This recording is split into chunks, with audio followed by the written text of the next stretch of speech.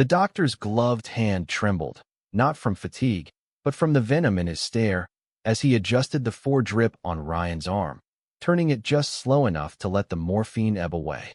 God's will, he muttered under his breath, his Midwestern drawl thick with judgment, while Ryan's chest heaved in shallow, desperate gasps beside me in that sterile Chicago ER bay.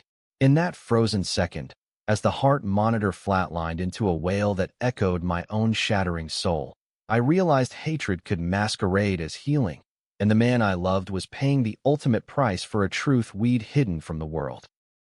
I am Matthew Harlan, 32 years old, a graphic designer scraping by in the windy chaos of Chicago's Wicker Park neighborhood, where the hipster coffee shops bleed into gritty alleys that smell like rain-soaked dreams and regret. That night in April 2023, the world didn't end with a bang or a whimper. It ended with a beep, a lie, and the cold certainty that bigotry wears a white coat. Ryan Ellis, my partner of 4 years, the guy who'd turned my solitary sketchpad life into a canvas of color and chaos, was gone. Just like that. Pronounced dead at 11:47 p.m., cause cardiac arrest secondary to untreated arrhythmia. But I knew better. I'd seen the doctor's eyes linger on the faded pride sticker peeling from Ryan's laptop bag, the one we'd laughed about during our last road trip to the dunes of Indiana. Faggot's heart. He'd sneered once, when he thought I was out of earshot, fetching coffee from the vending machine down the hall. We'd met in the unlikeliest place, a dive bar off Milwaukee Avenue during Pride Month 2019, the kind of spot where the beer is cheap, the jukebox plays too much Springsteen, and the air hums with the electric undercurrent of secrets finally spoken aloud. I was nursing a whiskey sour, sketching strangers on a napkin to kill the loneliness of another freelance dry spell, when he slid onto the stool next to me. Ryan, tall, lanky, with that mop of auburn curls that caught the neon glow like fire, grinned and said, "That's me, right?" The brooding artist type with the existential crisis etched in pencil. I looked up, caught off guard, and there he was, 28, a high school English teacher from the suburbs, eyes the color of Lake Michigan on a stormy day, full of mischief and something deeper, like he'd been waiting for me to draw him into existence. We talked until the bartender cut us off, about everything and nothing. How he'd grown up in a conservative Peoria family, quoting Whitman in secret to rebel against his dad's NRA bumper stickers, and how I'd fled a Baptist upbringing in rural Ohio, trading sermons for spray paint and anonymous hookups that left me emptier than before. By closing time, we were walking arm in arm down the rain-slick streets, dodging puddles like they were landmines of doubt. He kissed me first, under the awning of a shuttered bookstore, tentative at first, then fierce, like he'd been holding back a storm.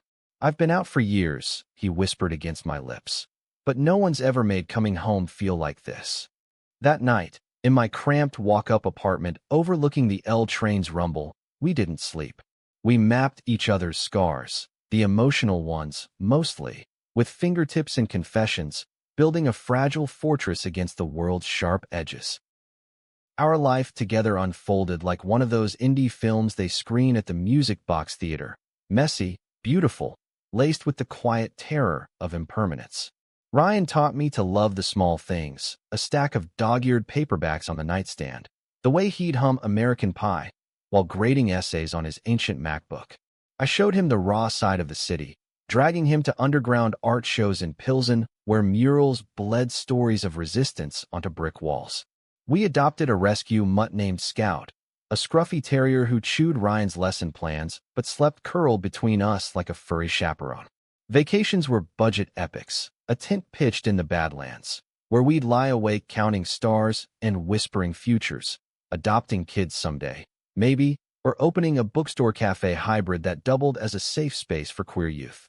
"No more hiding," Ryan would say, tracing the tattoo on my collarbone, a simple infinity loop inked during a tipsy night in New Orleans. "We're writing our own ending, Maddie." But endings have a way of rewriting themselves. It started with fatigue, the kind Ryan dismissed as grating burnout during the fall semester of 2022. He'd collapse on the couch after parent-teacher nights, chalking it up to the endless cycle of lesson plans and cafeteria duty. Then came the palpitations, irregular thumps in his chest that he'd feel during our jogs along the lakefront.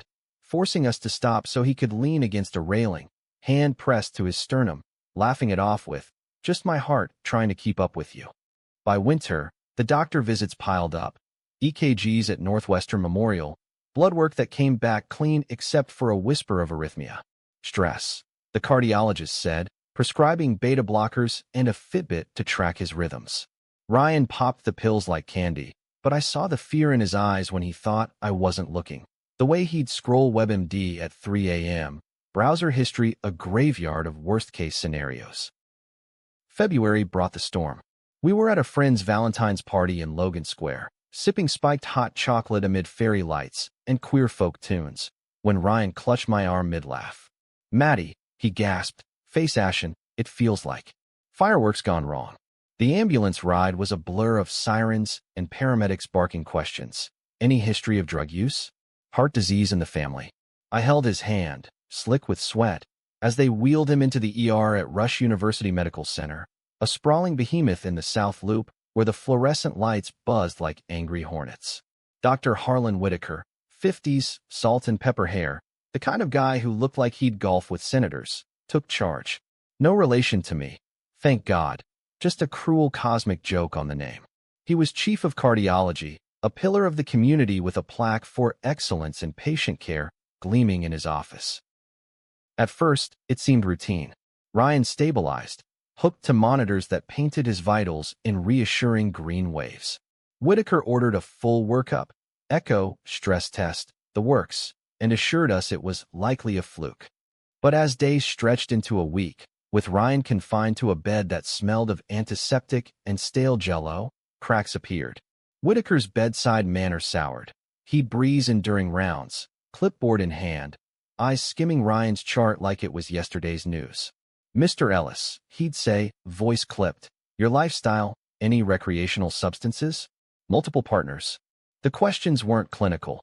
They were probes, laced with the subtext I'd heard too many times in Bible Belt whispers back home. Ryan, ever the optimist, brushed it off. "He's just thorough, babe. Old school doc." I wasn't so sure. One evening, after Whitaker had left Ryan dozing under a haze of meds, I lingered in the hallway, pretending to text while eavesdropping on the nurse's station chatter. "Whitaker's got that patient in 4B on hold for transplant eval," one said, a young Latina with tired eyes. "Says the guy's high risk, you know, the gay one." My blood turned to ice. High risk. Ryan tested negative for everything. We'd been monogamous, careful in a world that still treated us like vectors. I stormed back to the room, finding Ryan awake, scrolling his phone with feigned nonchalance. "Did you hear that?" I hissed. He sighed, setting the device aside. "Maddie, don't borrow trouble. We're in Chicago, not some backwater. He'll get me the help I need." But trouble had already checked in. By mid-March, Ryan's condition tanked. The arrhythmia escalated into full-blown heart failure. Fluid backed up in his lungs, turning every breath into a rattle. He needed a transplant, stat. Whitaker finally submitted the UNO's listing, but with a flagged social history that buried Ryan at the bottom of the priority queue. Comorbid factors, the doctor explained in a consult, avoiding my gaze. "We have to be realistic." Realistic meant watching Ryan waste away, his once vibrant frame reduced to a shadow under starched sheets, for Poles his new best friends. I advocated like a man possessed, calling advocacy groups, emailing the hospital ethics board, even cornering Whitaker in the parking garage one rain-lashed night. "He's dying because of bias," I accused, rain streaming down my face like tears I couldn't afford to shed. The doctor straightened, his face a mask of pious indignation. "Mr. Harlan, medicine isn't a democracy. Some lives complicate the math." That was the first fracture in my world. The realization that love, in America 2023, still came with asterisks. Ryan clung to humor as his anchor, cracking weak jokes about trading this ticker for a Ferrari engine. We'd sneak in contraband, his favorite Polish sausage from Podhalanka, bootleg episodes of Ted Lasso on my laptop, creating pockets of normalcy amid the beeps and bruises. One night, as spring teased the city with crocuses pushing through concrete, he pulled me close, his breath a fragile whisper against my neck. "If I don't make it, promise you'll keep drawing, Maddie. Draw the life we dreamed. Messy, loud, unapologetic. I choked on the words, pressing my lips to his knuckles, the pride ring we'd exchanged glinting like a talisman. You're making it. We're fighting this together. Yet fights have casualties. April arrived with a vengeance, Ryan's ejections fraction plummeting to 15%, his body a battlefield of edema and exhaustion. Whitaker's rounds grew perfunctory. He'd mutter about alternative therapies while eyeing the door. I documented everything. Timestamps, overheard slurs, the way he'd forget to order pain meds until Ryan was writhing. Friends rallied. Our queer book club sent care packages of zines and essential oils. Ryan's sister, Elena, flew in from Seattle, her hugs fierce and her glare at Whitaker lethal. This is malpractice. She fumed over lukewarm cafeteria coffee. Sue the bastard. But lawsuits take time, and time was the thief stealing Ryan breath by breath. The end came on a Tuesday, the kind of gray Chicago morning where the lake looks like molten lead. I'd stepped out for a smoke, my one vice, guiltier than ever, leaving Ryan with the night nurse. My phone buzzed as I lit up. Code blue, room 412. I sprinted back, lungs burning, bursting into chaos. Defibrillator paddles, shouted orders. Whitaker's face a thundercloud as he barked, clear. Ryan's body arched like a bowstring, then slumped. They worked him for 20 minutes, an eternity compressed into heartbeats I couldn't reclaim. Time of death, 11:47 p.m., Whitaker announced, stripping off his gloves with a snap that echoed like a guillotine. He didn't look at me, didn't offer a hand or a word, just walked out, leaving the scent of latex and loss. I collapsed beside the bed, cradling Ryan's cooling hand, the room spinning into a vortex of grief. Nurses murmured condolences, but their eyes held pity, and something darker, like they'd seen this script before. Elena arrived an hour later, wrapping me in her arms as we wept, Scout's leash dangling forgotten from her bag.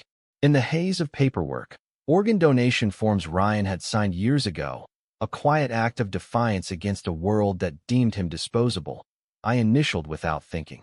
His heart, I whispered to no one. Let it save someone. Little did I know, it would, beating now in a stranger's chest, a final act of grace from the man who'd taught me to love without reservation. But grace comes at a cost, and mine was just beginning to tally.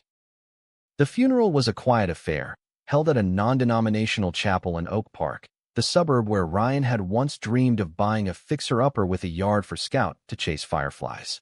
We buried him under a sugar maple, its buds just unfurling like hesitant promises, and I stood there in my ill-fitting black suit, borrowed from a friend whose own losses made him too generous, feeling the weight of unspoken eulogies press on my ribs. Elena spoke first, her voice steady as she recounted Ryan's love for Frost's The Road Not Taken, twisting it into a metaphor for his unapologetic path. He chose joy, she said, eyes locking on mine, even when the world tried to map him otherwise. Friends from the bar circuit, his teaching colleagues, a smattering of students with awkward condolences. They filled the pews with rainbow pins and shared memories that painted Ryan as the sun around which we'd all orbited. I couldn't speak. Words were traitors now, slick and useless. Instead, I clutched the program, his photo smiling back, curls wild, eyes alight, and vowed silently to unravel the thread that had snuffed him out. Grief settled in like a Chicago winter, bone-deep and unrelenting.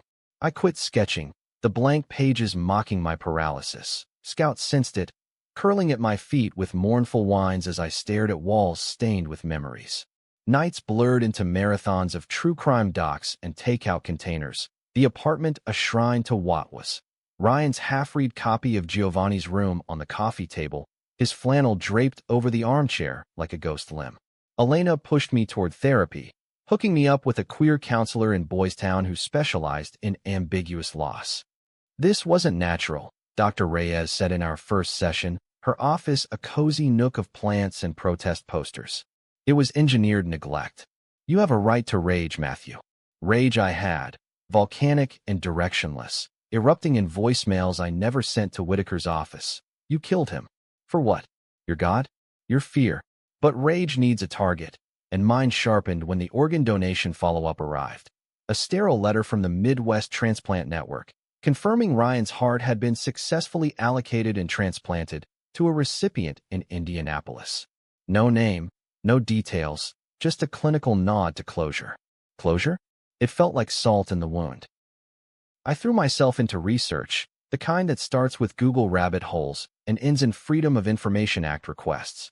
Turns out, Whitaker's high-risk flag wasn't just bias. It was a violation, skirting UNO's protocols by inflating Ryan's social history with unsubstantiated lifestyle concerns.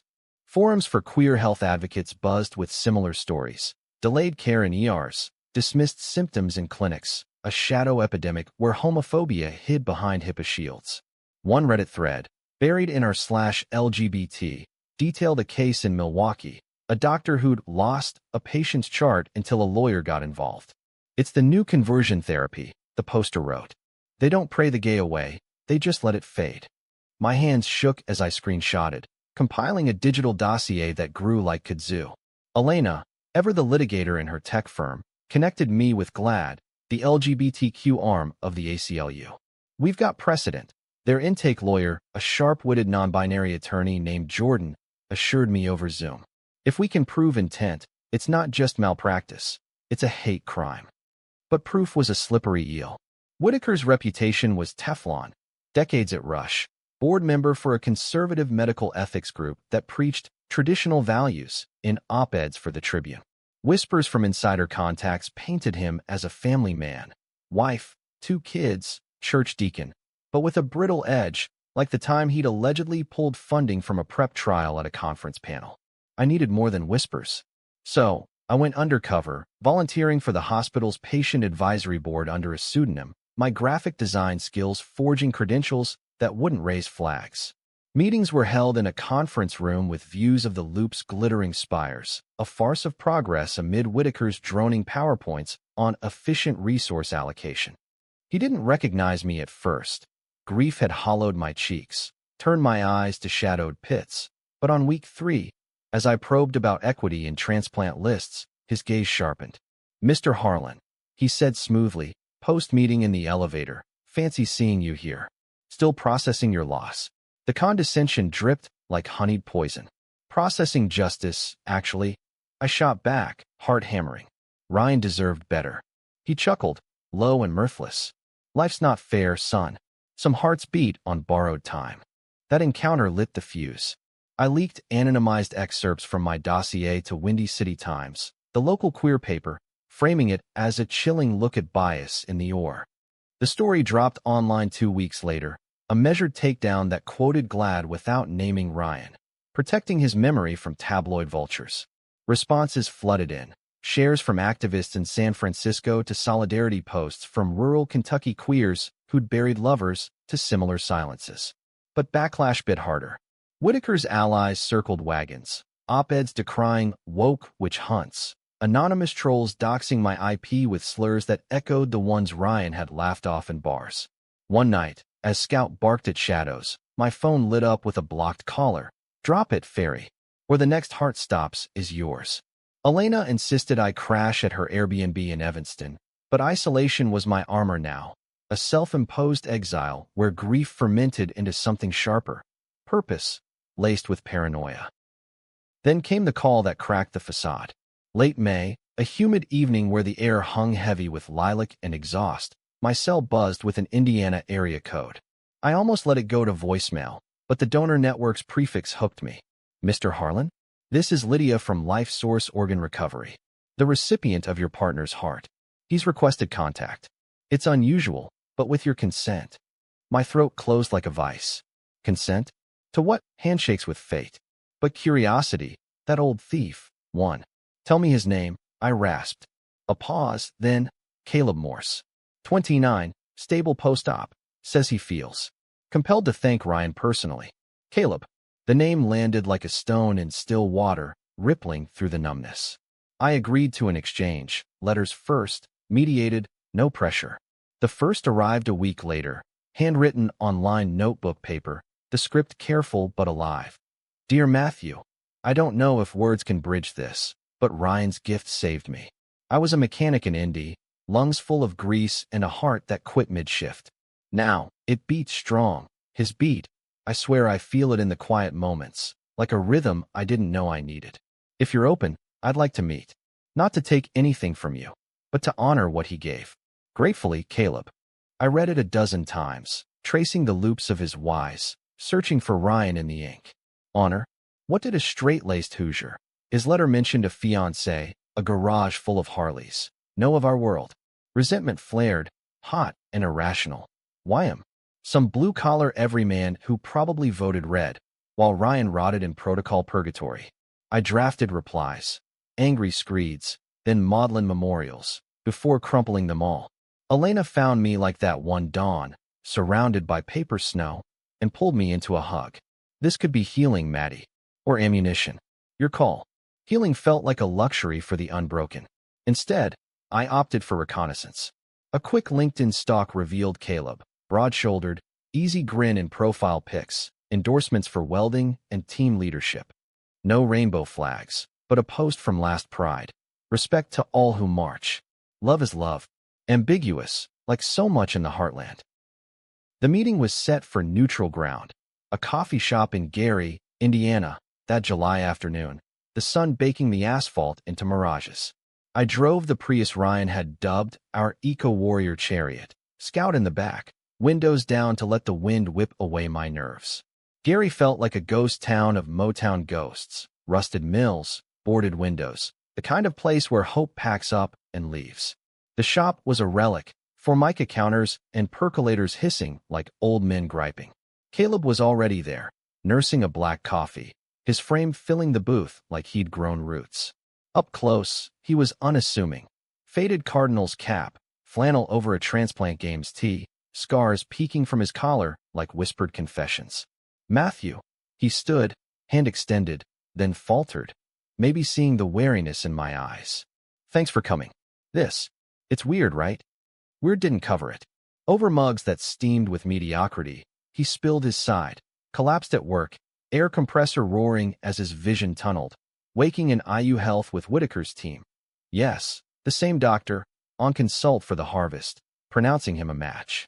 They flew it in that night, Caleb said, voice low. Ryan's heart. I owe him everything. Oh, the word grated, implying debt where I saw theft. Did Whitaker mention him?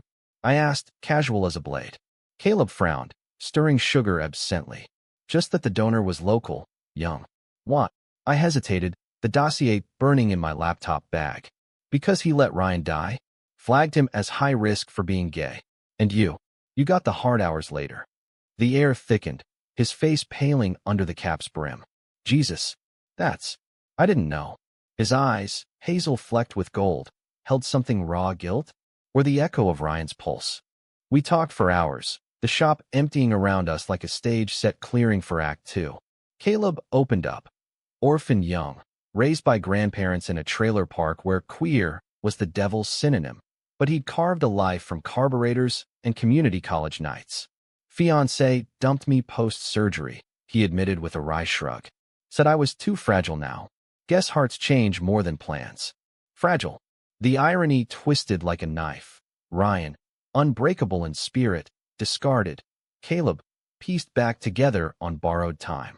As dusk bled orange across the parking lot, he touched my arm lightly. I feel him sometimes, Matthew. Like a compass. If there's a way to make this right, for Ryan, for you, name it. I pulled away, not unkindly, but the contact sparked something forbidden. A flicker of connection, Ryan's ghost in the gesture. Driving home, Lake Michigan a silver slash on my left, I gripped the wheel white-knuckled. Betrayal layered on betrayal, Whitaker's, fates, and now this pull toward the man carrying my love's last legacy. Summer dragged on in a fever dream of humidity and half-truths, Chicago's heat wave mirroring the simmer in my veins. The Windy City Times piece had snowballed. National pickups on HuffPost, a segment on NPR's All Things Considered framing it as the new face of medical discrimination.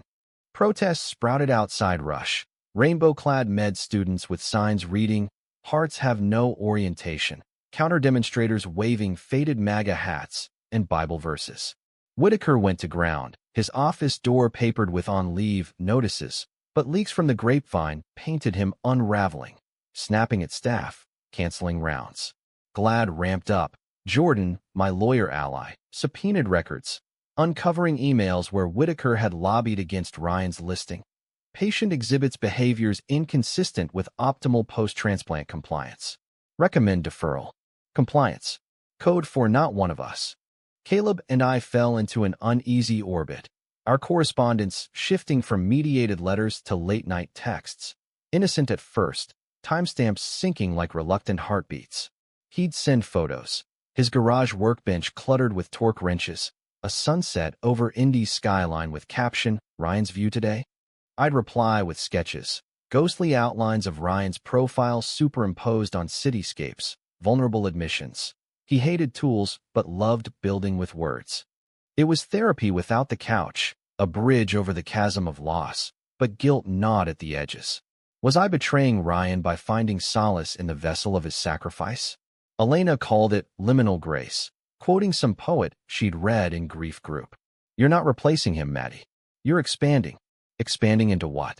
Loneliness had been a known quantity. This felt like freefall. The turning point came in August, during a brutal stretch of 90-degree days that turned the lakefront into a steam bath. Caleb invited me to the transplant games in Pittsburgh. Athletes with second chances competing in everything from swimming to softball, a celebration of survival I couldn't stomach alone. Come as my +1, he texted. For Ryan. He'd want you there, cheering some stranger's home run. Stranger no more. I packed light. Scout boarded with Elena, my dossier tucked in a messenger bag like a talisman. The drive east was a meditation in motion, interstates unspooling through Rust Belt relics, Youngstown mills like skeletal dinosaurs, billboards preaching salvation amid strip mall decay. Pittsburgh welcomed with bridges arched like welcoming arms, the Allegheny River glinting under Olympic rings strung for the event. The games were a kaleidoscope of resilience. One-legged runners in track heats, liver recipients hoisting kayaks with grins that defied odds. Caleb competed in the 5K, his broad frame cutting through the pack with a determination that bordered on poetry. I watched from the sidelines, heart, my own, fragile organ, swelling as he crossed the finish, metal dangling, sweat carving paths down his temples. He found me after, breathless, pulling me into a hug that lingered a beat too long. Felt him pushing me. He panted, voice rough. That stubborn streak, yours or his? We laughed, the sound foreign in my throat, and over stadium hot dogs slathered in nostalgia. He confessed more. The nightmares post-transplant, dreams of donor faces morphing into his own. The way Ryan's rhythm synced with classic rock on his shop radio. Don Henley's Heart of the Matter, playing unbidden. It's like he's whispering fixes for things I didn't know were broken, Caleb said, eyes distant. Broken. The word echoed Ryan's last journal entry I'd found tucked in his desk. Love mends what medicine can't. But what if both fail? That night, in a budget motel off Route 51, the air conditioner wheezing like an asthmatic relative, the dam broke. We'd shared a six-pack of Yingling, his treat, a nod to his roots, and the conversation veered into forbidden territory. Ryan's laugh, the scar on his knee from a childhood bike crash, the way he'd danced badly to Motown in our kitchen, hips swaying like he owned the world. Caleb listened, chin on his fist, and when I trailed off, voice cracking on a memory of our last anniversary. Picnic in Grant Park, fireworks bursting like defiant stars. He reached across the rickety table. Tell me what he looked like when he loved you, he murmured. I did, words tumbling like confessions, the crinkle of his eyes, the brush of curls against my shoulder in sleep. Caleb's hand covered mine, warm and calloused, and in that charged silence, I saw it. The spark, not replacement, but refraction, Ryan's light bending through this new prism. We didn't cross lines. The motel walls were thin with propriety, and grief is a jealous sentinel. But the pull intensified, a current undercurrenting our exchanges. Back in Chicago, as leaves turned to fire along the boulevards, Caleb drove up for a weekend. First time in my apartment, Scout sniffing him suspiciously before claiming his lap. We wandered Wicker Park, vinyl hunts at Reckless Records, falafel at a hole in the wall where Ryan and I had argued over hummus portions. At the Blue Ribbon, a bar with drag trivia nights, he bought rounds, his Hoosier earnestness disarming the local side-eyes. You're good people, the bartender said, sliding us shots. Ryan picked a winner. Caleb flushed, but later, walking me home under sodium lamps, he admitted, I feel like an intruder. Like I'm wearing his skin. I stopped, turning to face him, the city hum a distant chorus. You're not. You're. Continuation. Our kiss, when it came, was inevitable, soft, exploratory, tasting of salt and second chances, under the awning where Ryan had first claimed me. Guilt surged, but so did release, a tear-streaked gasp as I pulled back. Is this okay? Caleb whispered, thumb tracing my jaw. With him? I nodded, throat tight. He'd say yes. Love doesn't end. It echoes. But echoes distort. September brought the subpoena hearing, a sterile courtroom in the Daily Center where the looped shadows slanted long across marble floors.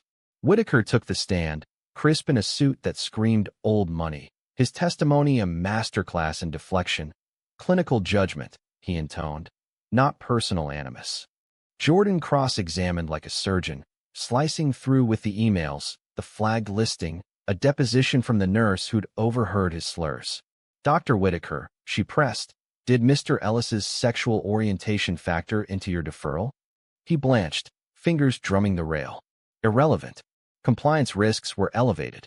The gallery murmured, activists in the back, his wife in the front row, face carved from stone. I testified last, voice steady as I recounted that final night, the slow drip, the muttered God's will, Ryan's hand going slack in mine.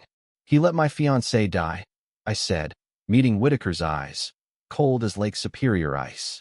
Because love looked wrong to him. The judge adjourned for deliberation, but the verdict hung in the air like verdict. Not guilty on criminal counts, but civil reckoning loomed, Rush settling out of court for an undisclosed sum that felt like blood money. Caleb was there, a solid presence in the hallway after, his arm around my shoulders as flashbulbs popped. You did it, he murmured. For him. But victory soured when Elena unearthed the twist. Whitaker's son, dead at 24 from an overdose 5 years prior, outed posthumously in a suicide note the family had buried. He couldn't save his own boy from the lifestyle, she said over wine that night, her eyes pitying. So he damned Ryan instead. The revelation hit like a sucker punch, hatred not abstract, but personal, a mirror to the bigotry Ryan had fled. I confronted Caleb about it during a call, voice edged with fury. Whitaker harvested Ryan's heart for you, his golden ticket to redemption. Does that make you complicit? Silence stretched, then his reply, raw. I didn't ask for this, Matthew. But if it helps, I'll testify. Whatever it takes. Complicit. The word festered, birthing misunderstandings that clawed at our fragile bond. Texts went unanswered, visits canceled with flimsy excuses. One night, alone with Scout snores, I scrolled Caleb's socials, landing on a photo, him at a family barbecue, arm around a cousin, captioned blood's thicker. Blood. Ryan's, pulsing in veins that weren't his. Paranoia whispered, was Caleb playing me? A straight guy's curiosity, a fetish for the tragic queer? The climax erupted in October, amid pumpkin spice, everything, and election billboards screaming division. Caleb showed up unannounced at my door, duffel in hand. Rain slicked from the L, we need to talk, he said, pushing past, his scent, motor oil and mint, filling the space like an invasion. I locked the door, arms crossed. About how you're Whitaker's proxy, living the life he denied Ryan. His face crumpled, the cap tossed aside revealing hair cropped close, vulnerable. That's bullshit, and you know it. I've been digging too, talk to my surgeons. Whitaker pushed my case up the list. Yeah, but it was protocol. Ryan's flag. That was him playing God. He paced, voice rising. You think I don't hate it? Every beat reminds me. I'm alive because your love died. But pushing me away? That's letting him win. The accusation landed, stripping my defenses. I lunged, not in anger, but desperation, fists bunching his shirt. Then why does it hurt so much? Feeling you is feeling him gone. He caught my wrists, eyes fierce. Because it's real, damn it. Not replacement, reclamation. Ryan gave me this so you could have more than ghosts. We shattered then, in the best way. Kisses bruising with urgency, bodies colliding on the rug where Ryan and I had once wrestled over remote controls. It wasn't sex, raw, yes, but sacred, a dialogue of touches mapping grief's terrain. Afterward, tangled in sheets that smelled of us, Caleb traced Ryan's infinity tattoo on my skin. "Tell me about the dreams," he said softly. I did. The ones where Ryan nodded approval, his curls haloed in light. "He says you're the fix I needed." Dawn crept in, gilding the skyline, and for the first time, the apartment felt less like a tomb, more like a threshold. November swept in with crisp winds off the lake, stripping trees bare and laying secrets to frost. The civil suit wrapped with a whimper. Rush's settlement funded a queer health initiative in Ryan's name, a clinic in Boys Town offering free screenings and bias training for staff. Whitaker resigned quietly, vanishing to a consulting role in Texas, his legacy a footnote in medical journals. Pioneering cardiologist retires amid controversy. No jail time, no public mea culpa, but the ripples spread. Legislation in Springfield mandating anti-discrimination modules for med schools. Stories in The Atlantic dubbing it the Heartbeat Act. Elena toasted over Thanksgiving turkey, Scout gnawing a wishbone at our feet. "Ryan would be proud," she said, clinking glasses. Proud. The words settled warm in my chest, mingling with the ache that never fully faded. Caleb and I navigated the new normal with tentative steps, our rhythm a hybrid beat, Ryan's echo in the bass, our own melody rising tentative. He split time between Indy and Chicago, his garage business booming enough for remote diagnostics, allowing weekends of farmers markets in Andersonville and bonfires on Montrose Beach, where we'd burn old sketches, ashes spiraling like released prayers. Conflicts lingered, sharp as shattered glass. Arguments over his reluctance to come out fully. "I'm not hiding, just practical," he'd say, citing shop talk from red state clients, mirroring the compromises Ryan and I had made in mixed company. I'd snap back, "Practical killed him," and we'd circle, wounds reopening until one of us cracked a joke, pulling the other into forgiveness. Misunderstandings bred deeper cuts. Once, finding a women's razor in his bag, his sister's, innocent, I accused him of hedging bets, the ghost of his ex-fiancée looming.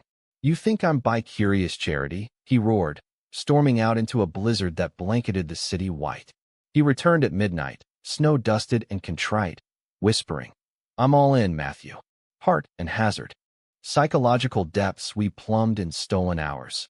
Therapy sessions where Dr. Reyes mediated our transplant triad. Unpacking survivor's guilt for him, replacement fears for me. "Ryan's not a specter haunting your bed," she challenged one gray afternoon, her office fern drooping like my resolve.